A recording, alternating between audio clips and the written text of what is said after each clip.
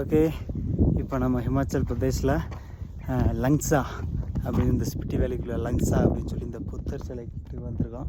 லங்ஸான்றது village. உண்மையிலே ரொம்ப கம்மியான மக்கள் தொகை தான் இருக்குது. அதாவது கொஞ்சம் இங்கிட்ட ஒரு 7-8 வீடு, இங்கிட்ட ஒரு 2-3, இங்கிட்ட ஒரு மொத்தம் 30 வீடு அப்படி தான் இருக்கும். செம்மையான இதில் இருக்குது.